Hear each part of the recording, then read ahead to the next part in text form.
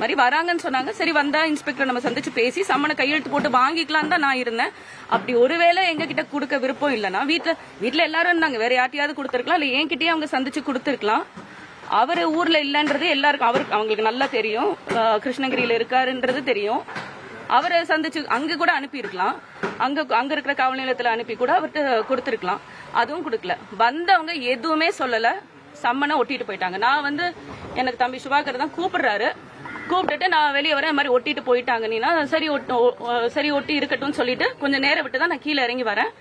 நம்ம வழக்கறிஞர் சொல்றாங்க, சரி காவல்துறை ஒட்டிட்டு போயிட்டாங்கன்னா நீங்க எடுத்துருங்க அது அப்படின்னு சொல்றாங்க. எனக்கு அது என்ன பாலியல் குற்றம்னு போட்டு எத்தனை வருஷமா தான் எதிர்ப்பீங்க? சரி இப்ப நீதிமன்றம் விரைவுபடுத்த சொல்லியிருக்கு. அது என்ன இப்ப உடனே அடுத்த நாளே வரணும்னா சரி ஒரு ஊர்ல இல்லன்னு தெரியும், நீங்க வேணும்னே இதை செய்றீங்கன்றது தெரியும்.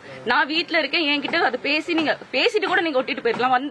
யாருமே இல்லாத வீட்டுல ஒட்டிட்டு போன மாதிரி நீங்க ஒட்டிட்டு போயிட்டீங்க. நான் வெளியே பாக்குறேன், தம்பி இது மாதிரி சொல்றாரு ஒட்டிட்டாங்க நீனா. அப்புறம் பிரஸ் மட்டும் தான் நின்றுட்டு இருந்தாங்க.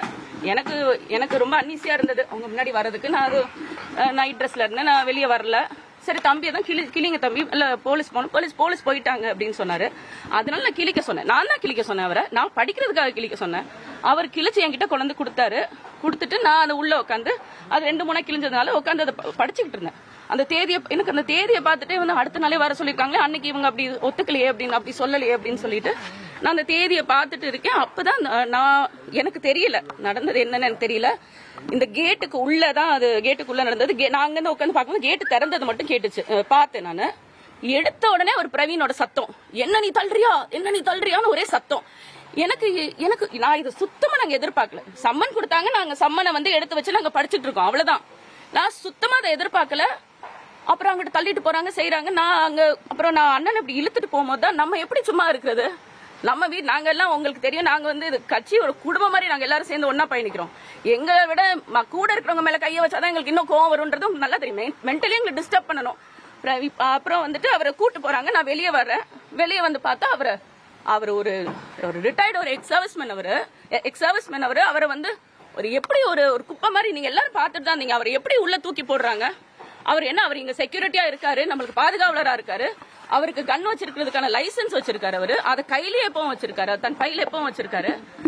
அவரை அப்படி உள்ள தூக்கி போட்டு கொண்டு போறீங்க. நான் பார்த்துட்டு நான் போறேன். எனக்கு என்ன நடந்ததுன்னு தெரியாது. நான் போய் அவர் பிரவீனை அணுகும் போது, இன்ஸ்பெக்டர் அணுகும் போது அவர் சொல்றாரு, பாருங்க என்ன நடந்தது, என்ன பண்ணிட்டாரு பாருங்கன்றாரு.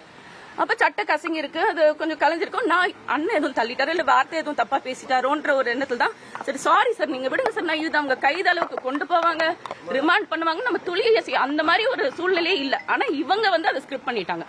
முதல்ல ஸ்கிரிப்ட் பண்ணி தான் வந்திருக்காங்கன்றது நல்லா தெரியுது. உங்கள் தந்திவன் தொலைக்காட்சியில் தெனாலிராமன் தினமும் மாலை 6 மணிக்கு காண தவறாதீர்கள்.